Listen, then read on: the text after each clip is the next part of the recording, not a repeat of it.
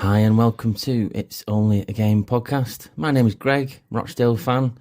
This is just a mini episode about Rochdale reaching the playoffs. We secured the playoffs on Saturday. I managed to get to the game with my mum and dad. We're in Sandy Lane. Rochdale won 5-1 quite convincingly. Quite a busy first few 20 minutes, I would say, where both sides had scored basically. But yeah, it was a very busy game. We scored first, they equalised. It felt as if it could be one of those games where it could have been early on, definitely. It could have been 2-2 potentially or something like that. First 20 minutes, I thought it may have been goals galore for both of us with both teams scoring. But luckily, we managed to secure the second goal quick. So yeah, managed to secure the second goal quick. But yeah, it was a very convincing display by Rochdale. There wasn't any sort of tippy-tappy football or passing it back to the goalkeeper. It always looked as if we were looking for the next goal, even if we were 3-0 up, 4-0 up and 5-0 up. I thought the substitutions were smart for a change. I thought taking off Rodney and Henderson, he needed to, even though it was what we thought was Henderson's last home game. Took him off with a half an hour to go, which was smart, really. Didn't need to keep him on for too long. Yeah, great game, really good game. Nice to see a convincing win as well, because I don't think we've scored that many times in the league for a very long time. 2008, 2009, 5 goals was last time Rochdale scored, that many in the league anyway. But yeah, we secured the playoffs. Anyway, that's what we knew on Saturday. We didn't know if we could finish 4th or 5th. Obviously, the conference playoff criteria rules, whatever you want to call it, are if you finish 4th or 5th, you get a home tie, I think. So, yeah, it was interesting. It was good. Nice to celebrate something for a change. I know we had quite a wobble when we got beat by Spennymoor, which was ridiculous. That game we should have put them away. But we managed to turn a corner after the Spennymoor game. I know we got beat by Sutton United after that, but I'm pretty sure we won 1-2. Oh no, we won 4-0, 2-1, 0-0, 5-1, and then 1-0 the other day. So then we followed up obviously with 4 wins and a draw after that. So that is definitely turning the corner. And last night we beat, they needed to be beat, Solihull Moor 1-0. Ian Henderson scored his 160th goal for Rochdale, which is fantastic. We all know he's the leading goal scorer for Rochdale, but obviously on Saturday he scored 159, and my dad said to me, I do hope he gets 160, and I said, I know. But obviously, luckily even he did on Tuesday night, 1-0, a classic Ian Henderson goal. Both were classic Henderson goals, really. I thought Saturday's Hendo goal, right place, right time, tap in, that's Henderson, in a nutshell. Also, Tuesday night, he chipped the goalkeeper from in the box, I think. And that is also a classic Henderson type goal as well. Those are the types of goals that he scores, which we all know and all love him for. But yeah, we're in the playoffs. We won 1-0 last night, obviously I just mentioned, with Solihull. Securing 4th because nobody can catch us now. So I'm just going to have a quick look at the league. Who's behind us? Is it Oldham? Yes, Oldham are on 70 points. We're on 74 and we've got 1 game left each, so they can't catch us. But it's now looking like we can face either Oldham, Halifax, Southend or Gateshead at home on Thursday the 15th of May in the first playoff final at home, which is the advantage. We can rest our players for our remaining game, which is on Monday, on Bank Holiday Monday, and that should be against... Braintree Town, yeah, that's the one. But we need to be resting our players for that to keep them fresh for the playoff game. I would be tempted to put out the... I don't know if we've got enough YTS players registered for the first team, but I'd put them all out, basically. There's no point in risking any injuries. There's no point in risking Henderson or Rodney or anybody that's vital for the playoffs. Give them a rest and see how we get on. One thing there was a slight annoyance was after the Spennymoor game, I think it was Sutton United was one of our games in hand, and we lost that one, and it wasn't looking good in terms of, it looked as if we weren't winning our games in hand, which is typical Rochdale, doing things the hard way. That's the way I thought of it. But we've turned a corner. We're in the playoffs. And let's see how we get on in the playoffs. We've got some tough other sides in the playoffs. So, obviously, it's ourselves, Oldham, potentially Halifax, potentially Southend, potentially Gateshead, York and Forest Green. Now, York have obviously had a blinder of a season. They could have gone up as champions at one point, but Barnet have leapfrogged them to the championship title. They will be in League Two next season. So I would, out of all of them, I'd fancy Halifax or Gateshead, to be honest with you, in the next round.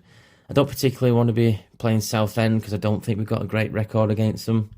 And I don't want to be facing Oldham. And then we see how we get on from there. But yeah, just great to be in the playoffs, really. You can take the foot off the gas Monday, rest the players. Let's see how we get on. I managed to... There was a sort of tribute at Spotland for the fans that have passed away this season, and 3 players as well for Rochdale over various ages that have passed away this year for the Dale to remember, if you will. So we clapped before the start of the game. That was nice. There were obviously rings of Joey Thompson, chants even. That was good to keep going. So let's see how we get on Thursday, which is Thursday the 15th of May. My dad's birthday. He'll be 69. I don't know whether we're going or not. I'd like to. That should be... They should be selling tickets fairly soon, you would think, for that one. I'm assuming...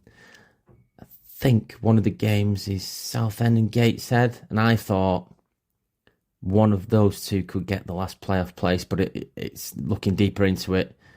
It could be Halifax as well, so we're not too sure who gets 7th place, which is the last playoff place. We're not too sure on that one.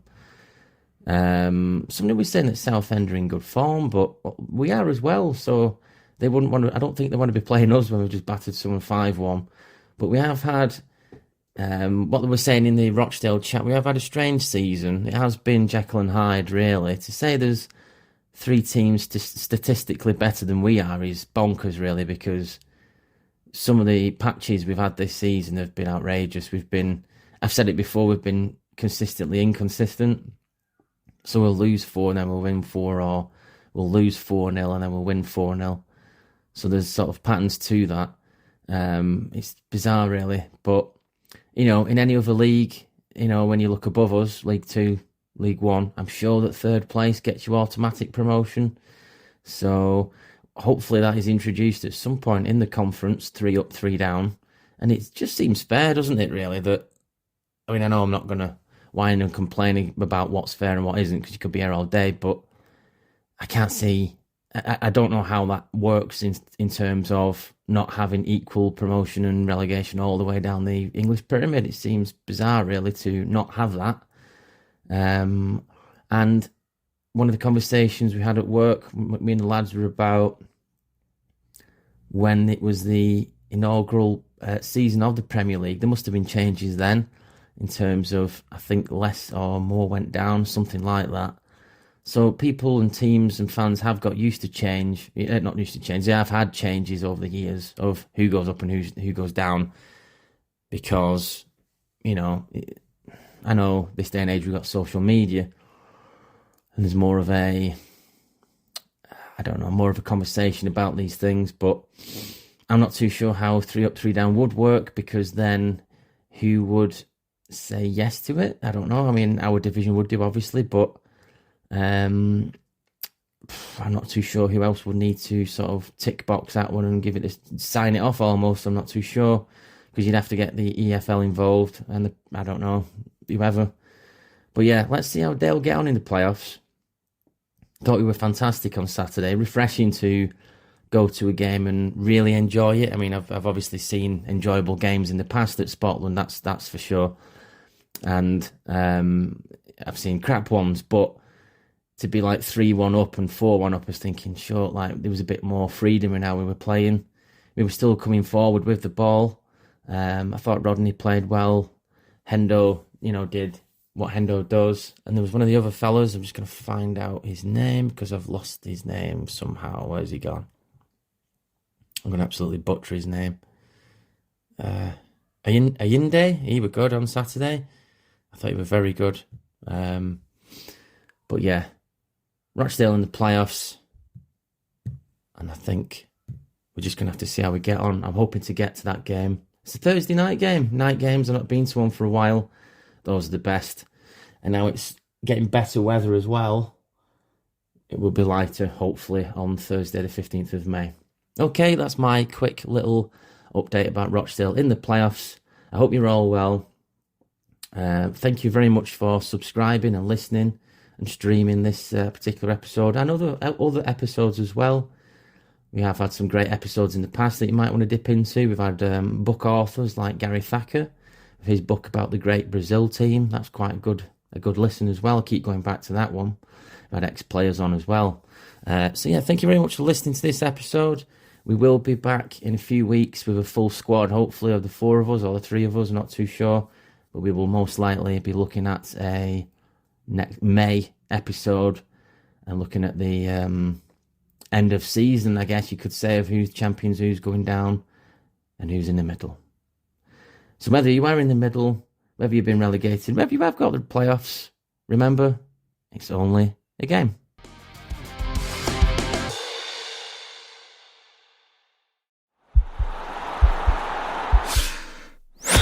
This podcast is part of the Sports Social Podcast Network.